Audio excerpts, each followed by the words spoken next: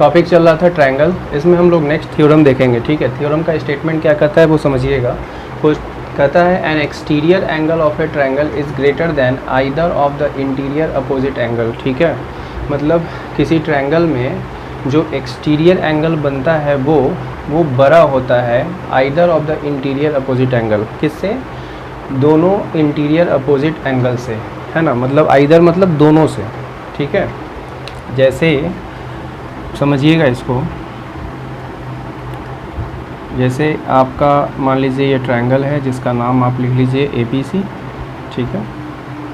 तो ABC triangle में आप जानते हैं कि एक्सटीरियर एंगल कैसे बनता है, ठीक है। कैसे बनता है, आप किसी भी साइड को आगे बढ़ाइएगा तो इससे बाहर की तरफ जो एंगल बनता है उसको हम लोग क्या कहते हैं? एक्सटीरियर एंगल कहते हैं, ठीक है। यहाँ पे ये एंगल ACR ये क्या है? आपका एक्सटीरियर एंगल है, यानी बहिष्कोण है, बाह्य कोण भी बोलते हैं हिंदी में। तो ये एंगल जो है आपका बड़ा होगा, ग्रेटर देन मतलब बड़ा होगा किससे? Either of the interior opposite angle, मतलब अपोजिट वाला जो एंगल है आपका इंटीरियर में उससे दोनों से ही ये बड़ा होगा। ये आपको प्रूफ करके दिखलाना है, ये आपका स्टेटमेंट है, ठीक है। कि ये जो एंगल है आपका मान लीजिए एंगल 1, इसको आप मान लीजिए कंसीडर कीजिए 2 और इसको 3 मान लीजिए, ठीक है। तो ये जो आपका एंगल 1 है, ये एंगल 1 बड़ा होगा एंगल 2 से भी और एंगल 3 से भी, आइदर मतलब बोथ, दोनों से बड़ा होगा, ठीक है। तो ये काफ़ी आसान थ्योरम है, ठीक है। इसको जो है आप ऐसे पहले समझ लीजिए। जैसे आप जानते हैं किसी भी ट्रायंगल में जब साइड को बढ़ाते हैं तो इससे एक्सटीरियर एंगल जो बनता है वो क्या होता है? इन दोनों के सम के बराबर होता है, इंटीरियर अपोजिट एंगल के सम के बराबर होता है ना। अच्छा, इसको हम लोग क्या करते हैं, प्रोसेस की तरफ लिखते हैं, ठीक है। लिखेंगे इन ट्रायंगल ABC, ठीक है। ABC जो है in triangle ABC side BC is, यहाँ पे लिखेंगे late ABC be a triangle where BC side is produced to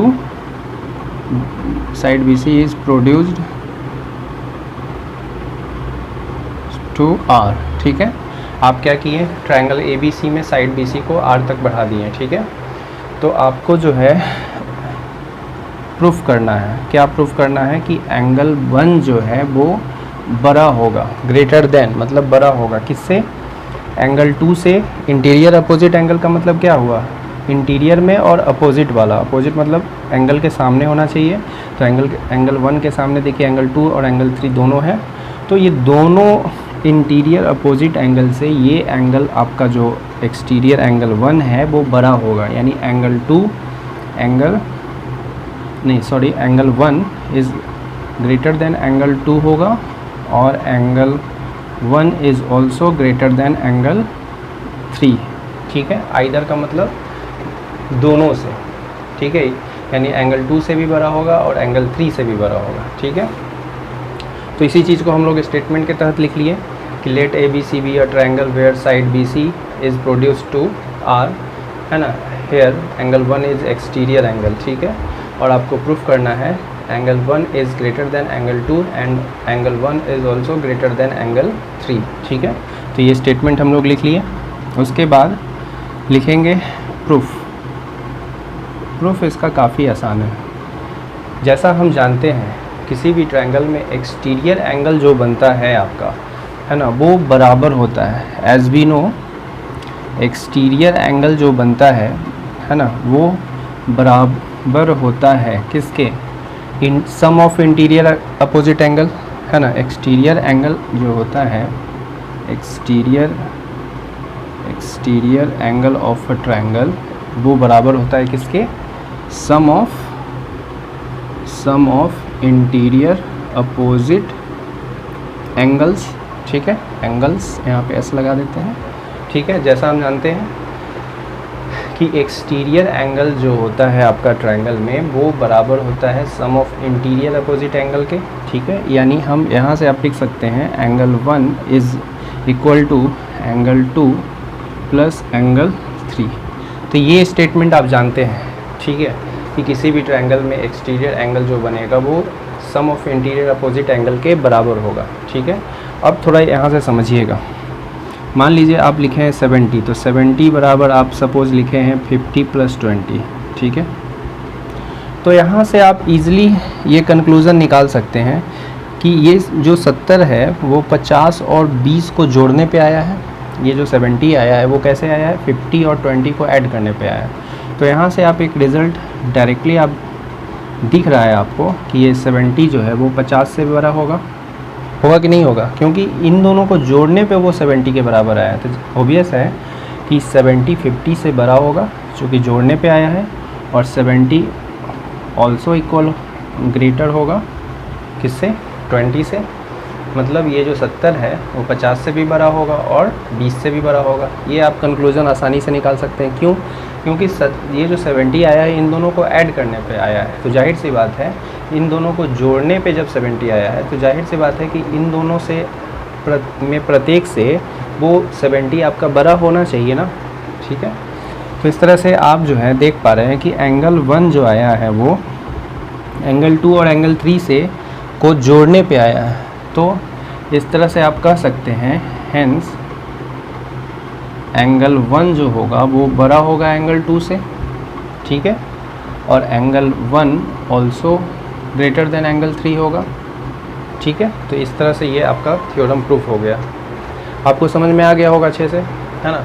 देखिए इसमें कुछ एक छोटा सा कॉन्सेप्ट लगा है, वो ये कि ट्रायंगल में एक्सटीरियर एंगल जो बनता है वो सम ऑफ 2 इंटीरियर अपोजिट एंगल के बराबर होता है। तो जब एंगल 1 एंगल 2 और एंगल 3 को ऐड करने पे आ रहा है तो जाहिर सी बात है कि एंगल 1 एंगल 2 से बड़ा होगा और एंगल 1 एंगल 3 से भी बड़ा होगा।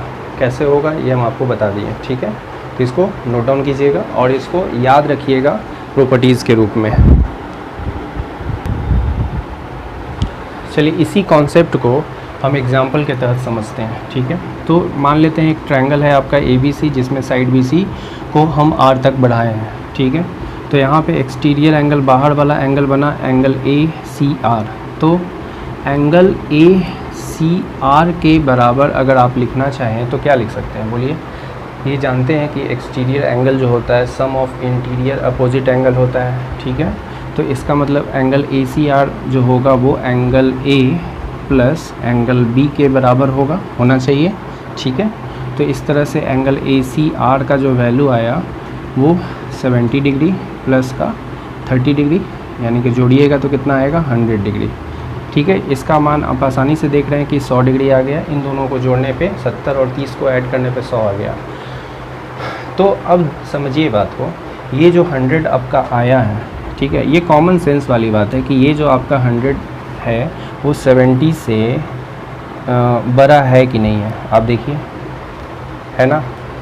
क्योंकि ये 100 70 और 30 को दोनों को जोड़ने पे आया है, तो ये जो आपका 100 है वो 70 से क्या है बड़ा है और 30 से भी क्या है बड़ा है। तो आपका यही जो है थ्योरम का स्टेटमेंट था कि एक्सटीरियर एंगल जो होता है, एक्सटीरियर एंगल जो होता है वो क्या होता है, बड़ा होता है either of interior opposite angle, मतलब दोनों इंटीरियर अपोजिट एंगल से, है ना। तो इस चीज़ को आप याद रखिएगा।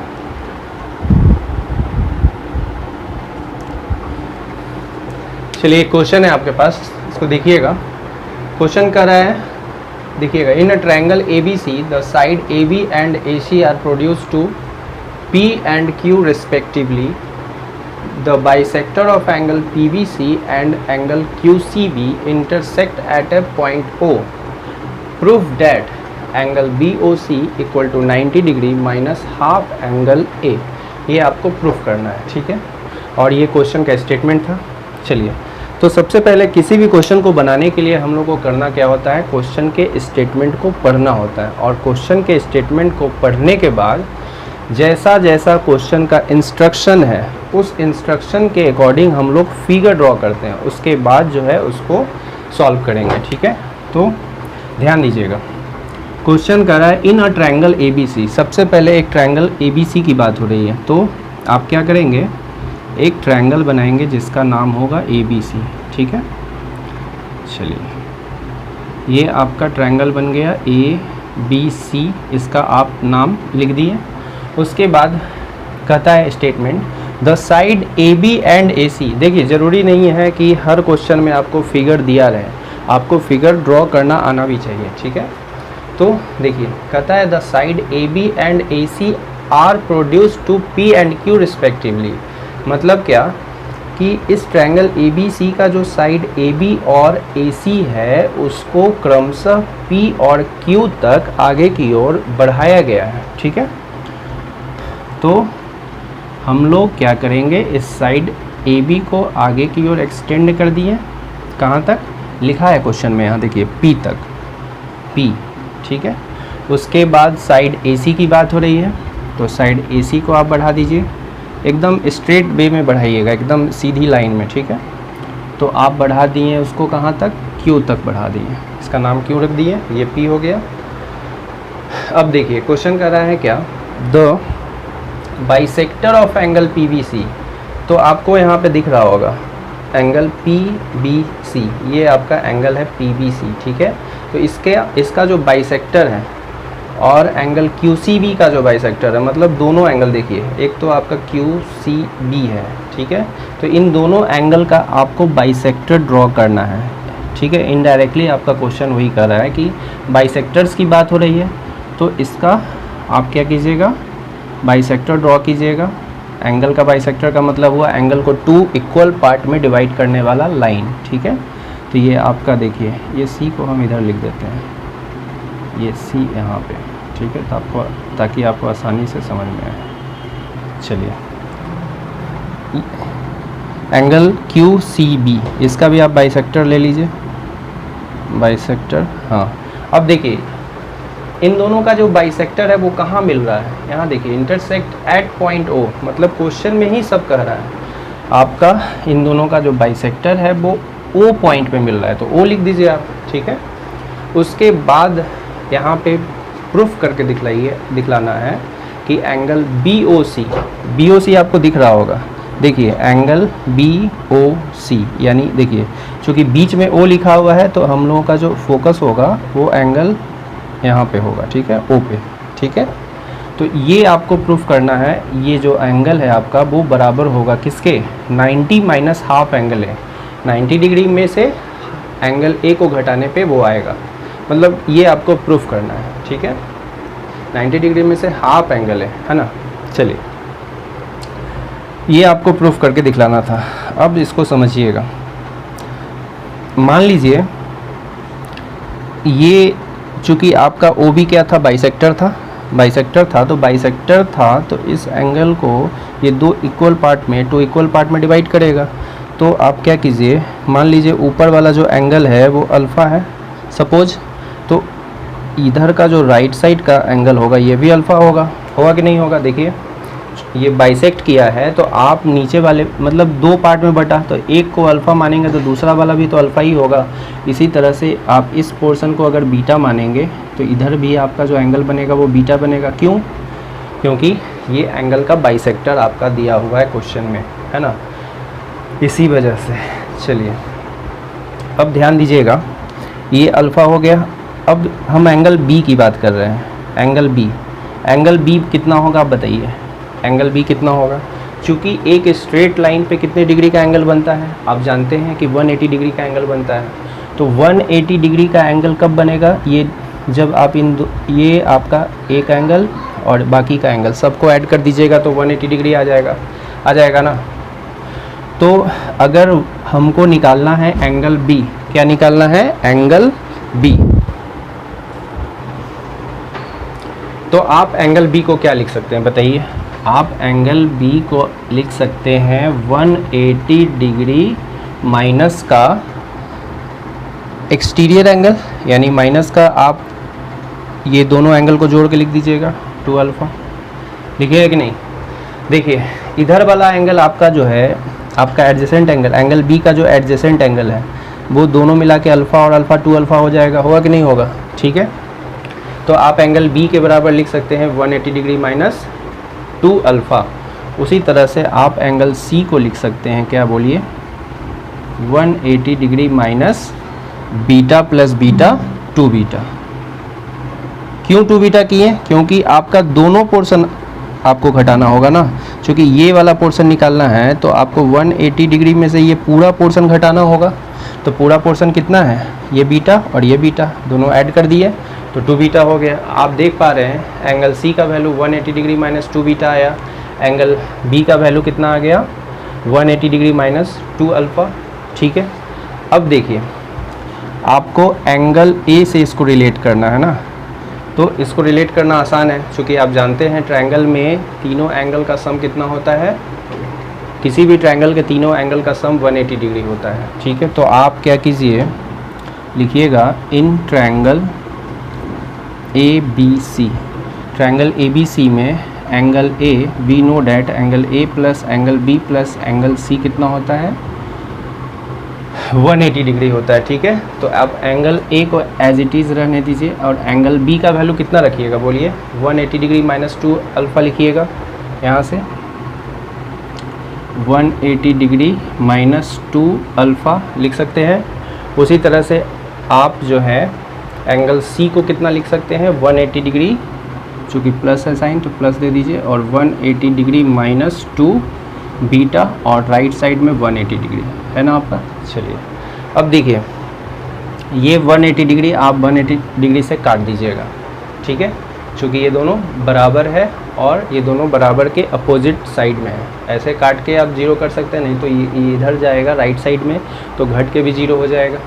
ठीक है, चलिए अब जो है आप लिख सकते हैं क्या, इसी चीज़ को एंगल ए प्लस आपके पास ये 180 डिग्री है, 180 डिग्री बराबर ये दोनों आपका जो, देखिए ध्यान दीजिएगा, ये जो -2 अल्फ़ा और -2 बीटा जो लेफ़्ट साइड में है वो बराबर इक्वल के राइट साइड में जाएगा, तो प्लस का 2 अल्फ़ा प्लस का 2 बीटा हो जाएगा ना। चलिए अब देखिए इसको आप लिख सकते हैं एंगल ए प्लस 180 डिग्री, इन दोनों में 2 कॉमन ले लीजिए, कॉमन लेने के बाद आप अल्फ़ा प्लस बीटा लिख सकते हैं। यानी आप देख पा रहे हैं कि यहाँ से अगर हम अल्फ़ा प्लस बीटा का वैल्यू निकालना चाहेंगे तो आप क्या कीजिएगा, ये जो 2 मल्टीप्लाई में है वो डिवाइड में आ जाएगा दोनों के। यानी हम क्या कर सकते हैं, इसी चीज़ को इधर लिख देते हैं, जैसे इसी चीज़ को आप ऐसे लिख सकते हैं 2 alpha plus beta is equal to angle A plus का 180 डिग्री, मतलब ए इक्वल टू बी है तो बी इक्वल टू आप ए कर सकते हैं ना। चलिए अब ये 2 मल्टीप्लाई में है तो क्या हो जाएगा, डिवाइड में चला जाएगा, है ना। ये आपका इक्वेशन का रूल है।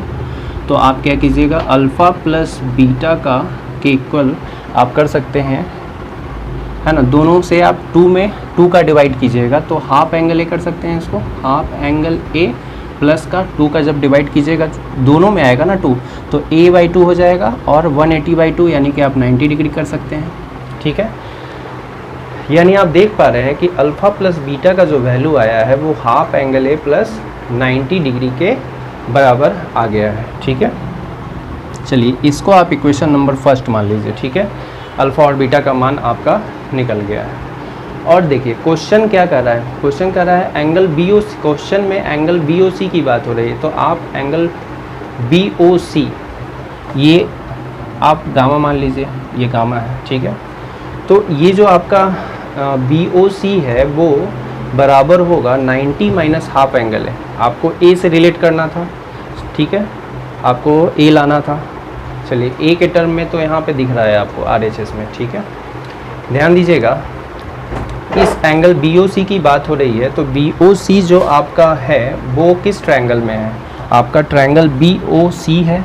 लिखिएगा इन ट्रायंगल BOC जो ट्रायंगल है उसमें तीनों एंगल का सम आप जानते हैं 180 डिग्री। तो यहाँ से आप कर सकते हैं alpha plus beta plus gamma, alpha plus beta plus gamma वो कितना होगा, 180 डिग्री होगा। ठीक है, एज वी नो हम लोग जानते हैं कि किसी भी ट्रायंगल का तीनों एंगल का जो सम होता है वो 180 डिग्री के बराबर होता है। तो alpha plus beta plus gamma का वैल्यू यहाँ से आप कर सकते हैं कितना, 180 डिग्री। अब क्या कीजिएगा, आप अल्फ़ा और बीटा का जो वैल्यू आप लाए हैं इक्वेशन फर्स्ट में उसका वैल्यू आप पुट कर दीजिएगा इक्वेशन नंबर 2 में, मतलब यहाँ पे। ठीक है, तो लिखेंगे putting the value of alpha plus beta in equation इसको आप सेकंड ले लीजिए, ठीक है, इक्वेशन 2, ठीक है। तो अल्फ़ा प्लस बीटा का वैल्यू रख दीजिए यहाँ से। आप जो लाए हैं, आप क्या लाए हैं, हाफ एंगल ए यानी a/2 लिख सकते हैं, प्लस का 90 डिग्री, यहाँ अल्फ़ा प्लस बीटा की जगह रिप्लेस कर दिए कितना, एंगल a/2 है ना, प्लस 90 डिग्री, और प्लस का गामा बराबर कितना हो गया 180 डिग्री, ठीक है। तो आप यहाँ से गामा का वैल्यू चूँकि आपको निकालना था ना, VOC का निकालना था, यानी गामा का ही वैल्यू निकालना था, तो गामा का वैल्यू निकाल दीजिए। एक ही टर्म में आपका आ जाएगा बराबर, ये देखिए ये जो 180 डिग्री है और ये 90 डिग्री है, ये 90 डिग्री आपका राइट साइड में जाएगा तो घट जाएगा, मतलब 180 में से 90 घट जाएगा, तो आप लिख सकते हैं 90 डिग्री लिख सकते हैं ना।